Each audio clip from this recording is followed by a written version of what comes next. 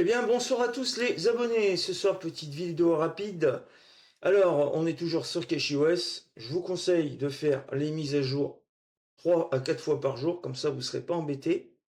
Si vous avez un problème, vous faites un reset au niveau des clés, hein. Je vais vous faire voir ça une autre fois. Alors, attendez, c'est où ça? Cache, Hello. Voilà, ici. Vous allez dans Applications et modifications.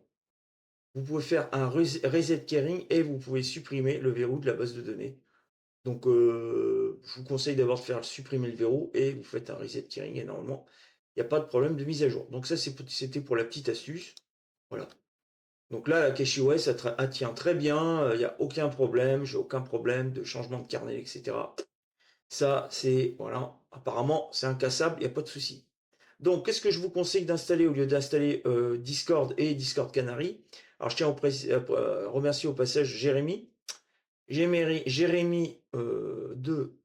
Bretagne, qui m'a dit d'installer Vesctop. Et Vesctop, c'est tout simplement un fork de Discord avec 5 seigneurs, avec tout un tas de réglages, des définitions d'écran qui sont beaucoup plus grandes, parce que par défaut, c'est pas top chez Discord.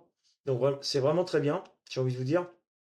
Admettons, si je veux faire partage ton écran, voilà. Admettons, on va prendre celui-ci. Admettons. Et là, il nous demande. Là, on peut monter en résolution jusqu'à 2160 et mettre à 60 fps. Donc voilà. C'est juste pour vous faire voir. Donc voilà, ça fonctionne très bien. L'option caméra fonctionne très bien également. Voilà. Il n'y a pas de souci. Ah, tac. Donc voilà. C'est juste pour. Alors attendez. Quitte. Voilà. C'est juste pour l'info. Je vais vous faire voir quelque chose aussi également. On va là, admettons, alors ça c'est intéressant. Admettons, on veut faire une session de code. Les sessions de code, normalement, il y a une bonne femme derrière qui parle. euh, réponse A, réponse B, machin et tout. Bon, on n'a pas envie de ça. Ou alors, admettons, on n'a pas envie comment dire, à un moment donné, de couper l'audio rapidement. Alors vous faites ça. Là, je lance une audio, hein. Voilà. Et vous allez là, ici, en haut, vous faites un clic gauche et vous faites couper le son de l'onglet. Voilà, le son est coupé. Ça fait, ouais, Raphaël m'a dit, ça fait 4-5 ans que Firefox, et comme j'ai un fork de Firefox et Flop qui a mis ça en place, donc ça c'est très bien. Et vous réactivez le son comme vous voulez. Voilà. Voilà.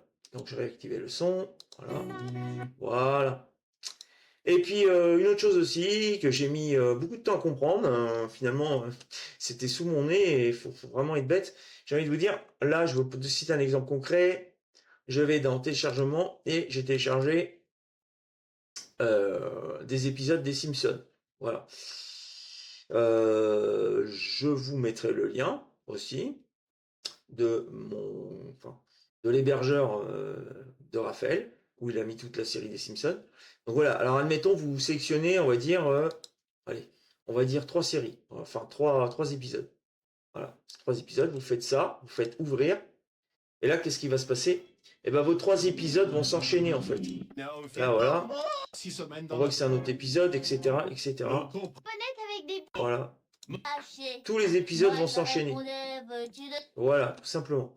Donc, vous sélectionnez la totale, hop, vous prenez comme ça, tac, tac, tac, et là, une fois que c'est bleu, vous faites ouvrir avec le lecteur multimédia VLC. Je vais revenir assez rapidement sur VLC, il y a plein de réglages qu'on ne connaît pas. Vous ouvrez VLC, vous allez dans Outils, Préférences, et là, vous avez tout un tas de choses. Au niveau de l'audio, vous avez tout un tas de choses. Alors, attendez, c'est que j'ai vu ça. Non, c'est pas ici. C'est vidéo, c'est. Alors, attendez. Outils, préférences, effets et filtres. Voilà, effets et filtres. Alors là, effets et filtres, vous avez plein de choses. Vous avez l'égaliseur, vous avez 2 passes. Voilà, présélection, vous pouvez présélectionner plat, classique, club, etc. quand vous regardez une vidéo, tout simplement. Vous avez un compresseur, un spatialisateur, un élargisseur stéréo. Moi, j'ai activé certaines choses, hein, à vous de voir. Vous ferez vos essais. Vous avez des effets vidéo avec l'accentuation, suppression d'effets de traîne, grain du film, variance, etc.